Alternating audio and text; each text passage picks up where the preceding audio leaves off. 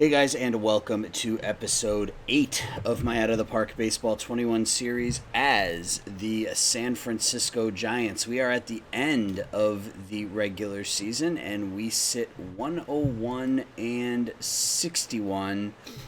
We won the National League West. We were 6 games clear of the Dodgers. Um, all in all, it was a pretty good season. We go into the postseason pretty beat up. Mookie is out with an undisclosed injury, so he's going to miss most of the postseason. Eloy Jimenez is out with he's day to day with a quad strain. He's been that way for a couple of weeks now, but he's going to have to play through it, especially without Betts.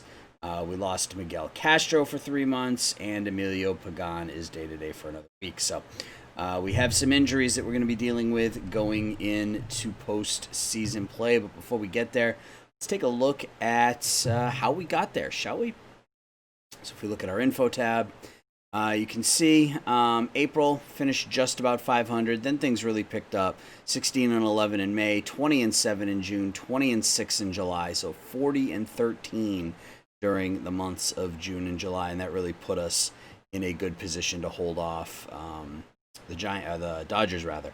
Oh, and if you can hear, I'm sorry, there might be some background noise. My office is about 90 degrees this morning, so I've got the fan on, so that's what you're hearing. August we played 500, and then in September we were 16 and 10, so we finished strong. Again, our pitching is what got us there. We had probably the best pitching staff in at least the National League, if not all of baseball. We were middle of the pack defensively, and our offense was better. Much better than it has been, so I will take it. So let's take a look at that offense. We were led by Adam Hazley, who put up a 6-WAR season, 887 OPS, pretty high BABIP, but 143 OPS plus. Couldn't ask for more out of our leadoff hitter, 300, batting average 400 on base, almost 500 slugging. He was fantastic. Matt Olson, his second full season with the Giants, continues to mash. Had an even better year this year than he had last year. Improved his home runs, his RBIs, his batting average, his OPS, his slugging. He's pretty much better across the board in year number 2 for San Francisco. Put up almost 5 wins. Keston Hiura, that bat is solid, and it makes up for his below average defense. 26 home runs, 70 knocked in, 38 doubles, 538 slugging out of your second baseman is just remarkable. Mookie came on strong and really, especially with the power, had a really nice second half of the season. Put up an 824 OPS, which is fine. 4.5 WAR, which is obviously really good.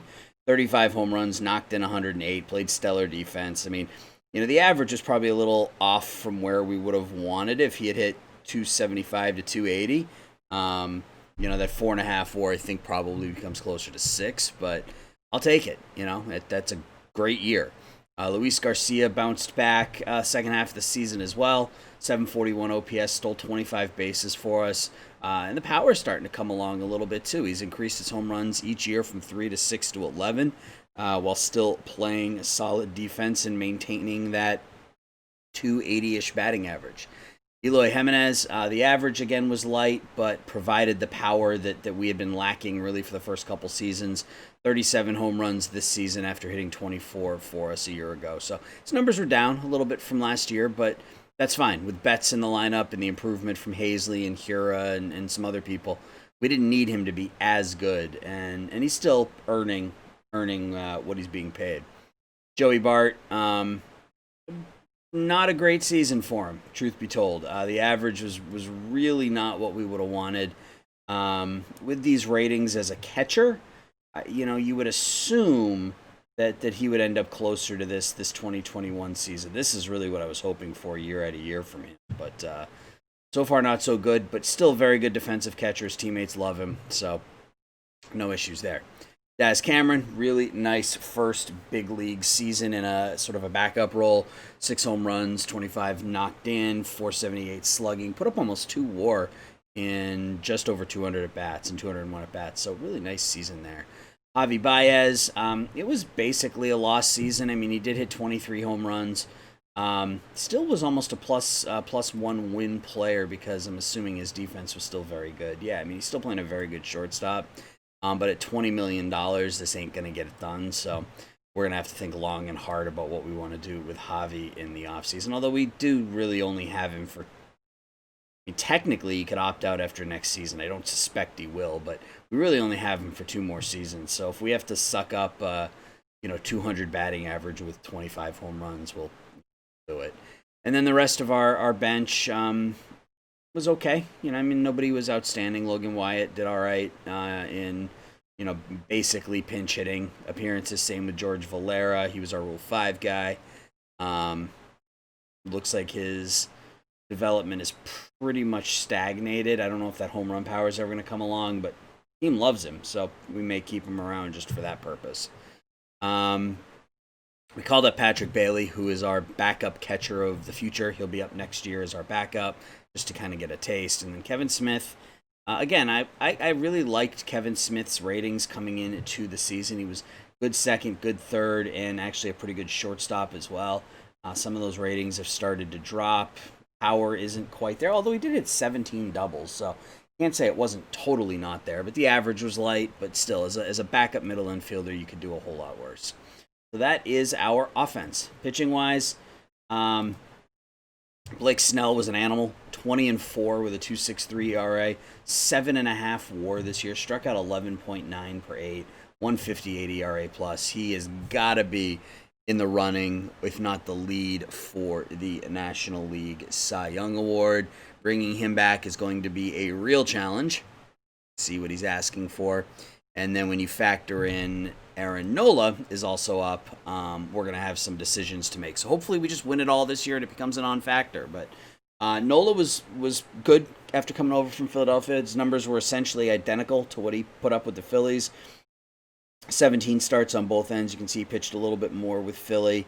WARs were about even on the year. He won 17 games. So Aaron Nola, very, very good. Noah Syndergaard came back and was very, very good in 6 starts, actually, after returning. If we look at his pitching log, his game log here, you can see he came back on 9-3, pitched 4 2/3 a shutout ball, then 9-8, 5 2/3 a shutout ball, then 9-13, gave up 1 run in 5 1/3. So his first 3 games back, 15 2/3 innings, and gave up just 1 run. He then gave up 1 earned run in 5, then 2 earned runs in 7, and then this last start he was kind of rough, but lowered that ERA from 6.62 down to 4.23 after coming back in just the month of September, and you can see the numbers bear out there. 2-1 with a 2.14 ERA, back to normal Noah Syndergaard standards, which is what we want, because now we have our big 3 of Syndergaard, Snell, and Nola going into the postseason. But it wasn't just them. Corbin Martin had another great year, 4.2 WAR. He was 11-9, struck out more than a batter an inning. He was fantastic. Anthony Kay was really, really good as well. This was a very underrated trade for us. We didn't have to give up much to get him, and he's been really solid. We got him and Kevin Smith for Tony Watson, who's retired now, and Fabian Pena, who isn't even on the big club. So very underrated deal for us there. Kay has provided really solid innings for 2.5 years now, in that this year he was only a starter, but the last 2 seasons he pitched both out of the bullpen and out of the rotation. He's been good. So 3.4 WAR this past season out of our number 4, number 5 starter. Emilio Vargas did yeoman's work kind of as a fill-in for Syndergaard. Won 12 games this year, 3.52 ERA, put up almost 3 WAR. Jorge Molina had a bit of a difficult month of, I think it was October. Excuse me, it was August rather. You can see he was just not good in August, but bounced back in September a little. Was very, very good at the beginning of the season. So, maybe he just got overworked a little, but ultimately pitched the same number of games, same number of innings. Difference was obviously the home runs. I just realized this. He didn't give up a single home run in 2022. Look at that. He gave up 7 home runs last year, but the walks improved. So, he wasn't quite as good, but, I'll still take it. 19 walks to 102 strikeouts. That's really solid. Austin Adams and Tariq Skubal as my setup guys and my middle relief guys were just just unbelievable. You get like 122 strikeouts in 69 innings for Adams, 124 strikeouts in 83 innings for Skubal. I mean, you can't ask for more than that out of two of your main guys out of the bullpen.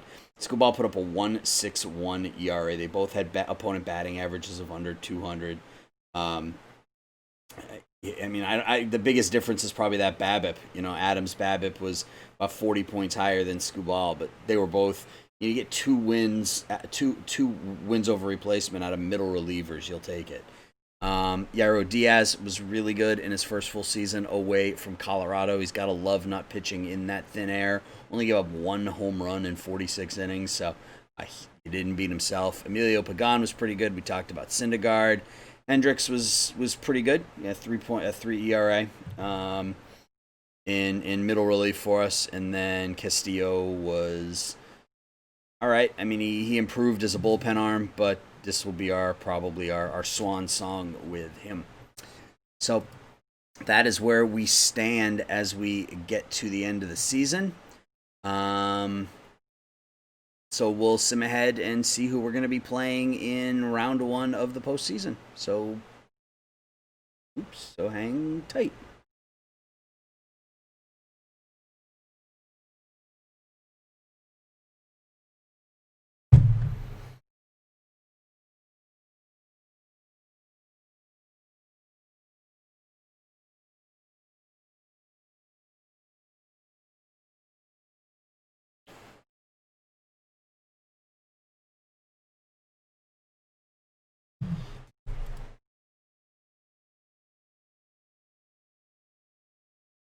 All right, so Blake Snell led the league in wins. We knew that already.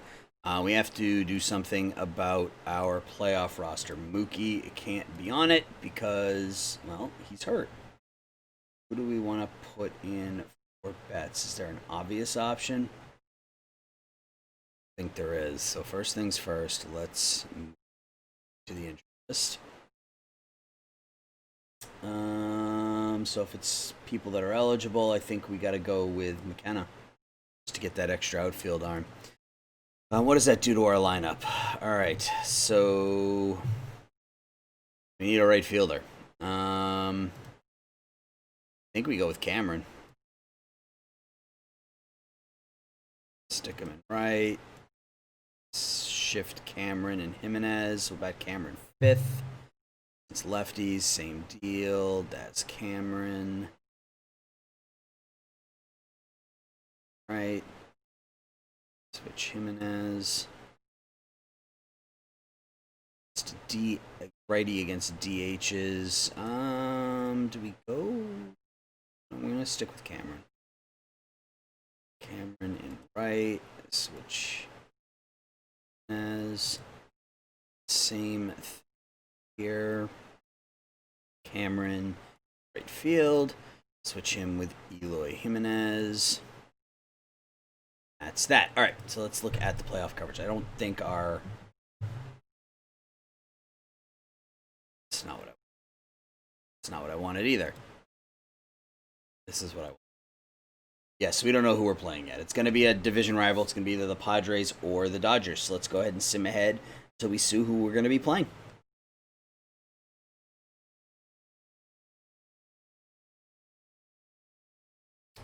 All right, so it looks like we're playing the Dodgers again. And if you remember, the Dodgers swept us out of the NLDS a year ago, so hopefully we can expect better things this year. Offensively, they still have the best offense in the National League, led by Cody Bellinger. Only hit 54 home runs last year. Gavin Lux only hit 50. They have two players with 100 contact. Jock Peterson at 34 home runs. Corey Seager's leveled off as he tends to do in OOTP 21, but pretty good. Pitching wise, they are solid. They're without two of their starters in Walker Buehler and Dustin May, as well as a couple of bullpen arms in Julio Urias and Yamasaki. They still have a pretty solid starting rotation, though. Ferguson, Gratterall, Gray, and an aging Clayton Kershaw, but still pretty decent bullpen or pitching rotation. Not great, but okay. They really get it done with the bat. So hopefully we can we can turn things around this year and not get swept. So let's get started. See what happens, shall we? So game one is Rustar Gratterall against Noah Syndergaard. Just backed out of that, but here we go. All right, so we take a 1-0 lead. So we're already doing better than we did last year. Syndergaard picks up the win. Molina with the save. Keston Hiura with a home run. They scored a run in the first, then we scored 4 in the fourth and 2 in the fifth. Hiura's shot was a 2-run shot. Javi Baez went 2 for 4 with 2 knocked in. Bart and Garcia each with a pair of runs knocked in. And Syndergaard was really good. 1 run in 6 2/3 innings. So good start to this one.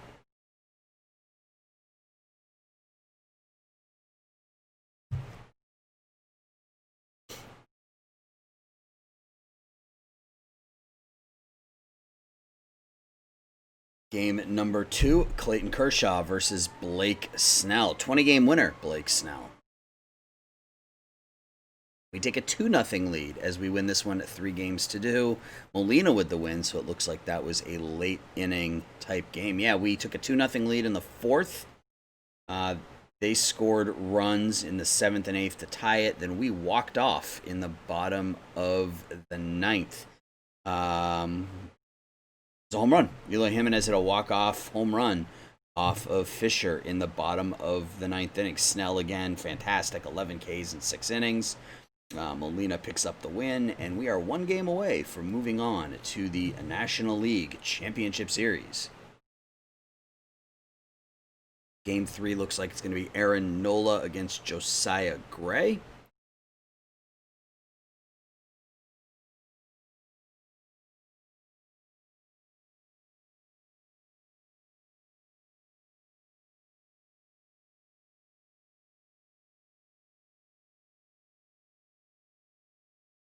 Let's see what happens.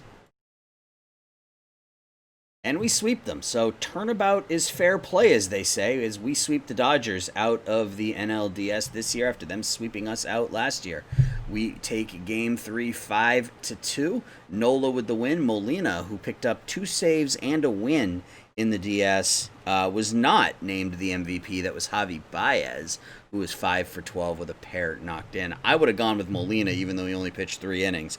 2 saves and a win in all 3 games. Cameron homered, Olsen homered, so Daz Cameron 4 for 11 in the DS, replacing Mookie Betts. Matt Olson with a 3-run bomb in the top of the first to really put us out in front early, and that was it. Nola was very good, 2 runs in 7. So we now move on to the National League Championship Series. We'll see who we're going to play, and then I'm going to put a quick cut in here. We'll take a look at who we're going to be playing, and then I'll put a quick cut in.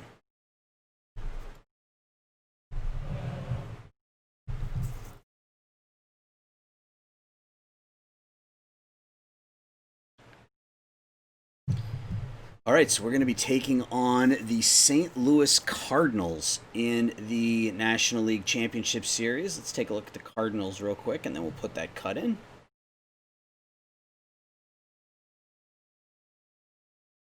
Cardinals finished 99-63. They won the National League Central. They get it done with a pretty elite pitching staff. Their offense is pretty meh. Couple of good names in there. Helio Ramos, who was the former Giant prospect who we got in the Mookie Betts deal, along with Cole Peterson. So their 1-2 hitters are former Giant farmhands. Neither of them had great seasons. Ramos was pretty good. He's still young, but he was pretty good. Dylan Carlson is really their big bat. Carlson and Muncy provide the power, but Carlson is really the only bat that is, I would say, scary in this lineup. Where they get it done is their pitching staff: Flaherty, Hudson, Whitley, and even Joe Ross, who his numbers, his stats, or his ratings don't jump out at you, but really, really solid pitching staff here. So we could see a bunch of low-scoring games in this one. Yeah, their offense is just not good. I was looking to see if maybe they had some players injured, but no, they just don't have a very good offense. So, um, yeah. So I'm gonna put a quick cut in here, and we will get to the National League Championship Series here in just a sec. All right, let's get to it. NLCS, Dakota Hudson versus Noah Syndergaard. Game 1 in San Francisco goes to San Francisco Giants. We win 4-2. Liam Hendricks picks up the win. Molina with the save. Olsen with a home run. So good start for us. We were down 2-0 after 5 and then erupted for 4 runs in the 6th inning. 2-run homer by Olsen. RBIs from Garcia and Jimenez. Keston Hero went 4 for 4 in the game. So pretty good start to the series. Syndergaard went 5 1/3. Hendricks came on, pitched 2/3, picked up the win, and then Adams and Molina shut it down with 5 Ks and 3. Molina, through 4 games, has 3 saves and a win, so he has bounced back from a difficult second half of the season to have a really, really nice postseason so far. Let's get on to game number 2. All right, game number 2, Cody Whitley, who went 10-2 in the regular season, taking on Blake Snell, 20-game winner, Blake Snell. Series is tied at 1 as Whitley outduels Snell, and we lose our first game of the postseason. Bader and DeJong homer for St. Louis, and Logan Wyatt homers for us. It looks like in a pitch hitting role in the bottom of the 9th. We got shut down in this one, guys. Jimenez with 3 hits. Joey Bart had a pair hits. Yeah, Wyatt with a pinch hit home run. Snell pitched really well. 10 strikeouts in 6 innings. Hendricks gave it up there a little bit, but and we knew this was going to be a tough one. We knew that the Cardinals had a good pitching staff, and that's kind of where we are. So we're moving on to game 3 in St. Louis.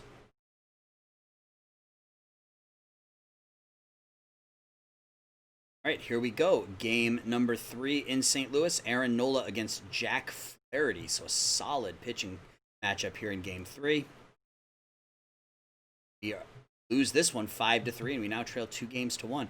Keston Hero, Matt Olson homer for us. Carlson and DeJong homer for the Cardinals.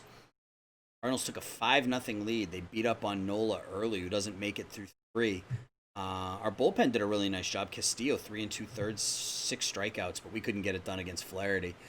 Our only runs coming on pair of solo home runs. I think Olsen's was a 2-run shot.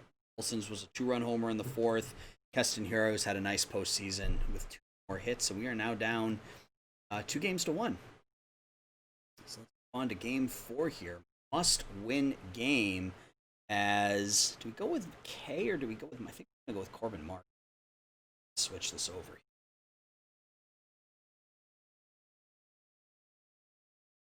Let's get Corbin Martin there. Rotation. Martin. All right, so we're going to go Corbin Martin in game 4 against Ross. Must-win game here for us. And we're able to pull it off as we win 5-3. Hendricks with the win, Molina with the save, Bart with his first home run of the postseason. All the scoring before the 5th inning. Scored 4 runs in the 4th to take the lead, and we were able to hold on. So Adam Hazley, 3 hits. Matt Olson, 3 hits and 2 runs knocked in. I mentioned Bart's home run. Martin was okay. 3 runs and 4 2/3. Bullpen was outstanding again, 4 1/3. Perfect baseball. No hits, no walks, 6 strikeouts. And we beat up Ross to the tune of 8 hits and 4 walks in 3/3. So we tie this one at 2. So game 5 will be, I believe it's going to be Hudson against Syndergaard in a rematch of game 1.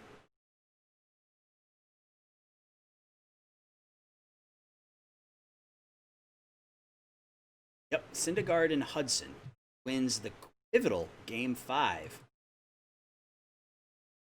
St. Louis wins the game 3-1 and takes a 3-2 series lead. Diaz with the win, Gone with the loss, which means this was another late inning win for the team. Yeah, Cardinals scored 2 runs in the bottom of the 8th. It was 1-1 after 7.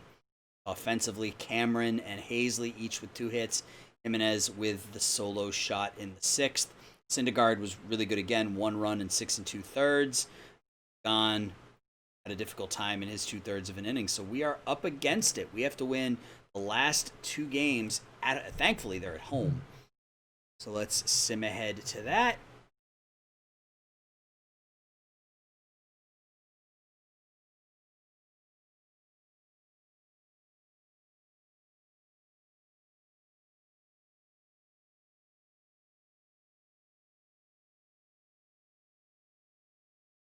We are going to have 2 of our best pitchers in Snell and Nola going. They're going to have Whitley going, who pitched, I think it was 5 1/3 shutout innings in game number 2. So here we go. Can we extend this to game 7, or do we move on to the postseason? And we win. We win 3-0, and we push this to a game 7. Snell with the win, Molina with the save, Javi Baez with a home run. 2 runs in the second and a run in the 8th to extend it. So Javi went 2 for 4 with a pair of runs knocked in, hit a 2-run homer. Other run knocked in was by Keston Hiura. Blake Snell, 7 innings of 2-hit baseball. Walked 6, but still only allowed 2 hits and 7, struck out 8. Adams and Molina continued their dominant postseason. We are going to have a game 7 to see who goes to the World Series. It's going to be Aaron Nola against Jack Flaherty. 19-game winner, Jack Flaherty. 2 straight years of an ERA under 3. Or under 2, rather. Excuse me.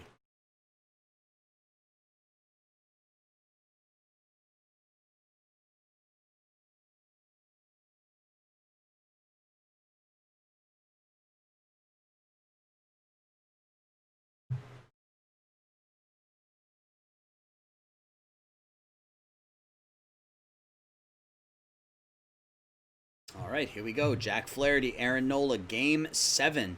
See who goes to the World Series to take on the Los Angeles Angels. It is the St. Louis Cardinals. They win game 7, 1-0. Flaherty with the win, Nola with the loss, Diaz with the save. Run scored in the top of the 5th inning off the bat of Cole Peterson, the former San Francisco farmhand. So that ends our season. It's a little sad. Aaron Nola went 4 1/3, gave up 8 hits, 1 run. Our bullpen was once again terrific. No runs in 4 2/3, only 2 hits. But St. Louis pitching was just a little better. They get 3 innings of shutout pitching out of Kayla and Diaz. So season ends unceremoniously in game 7 of the National League Championship Series. So I think we're going to continue on here and this off to... Actually, I think I'm going to end the episode here. The next episode will be the off season. So as always, guys, please leave a like, subscribe. Let me know your thoughts. Let me know if there was anything you think I should have done differently. And we will get on to the 2023 off season. Thanks for watching. Bye-bye.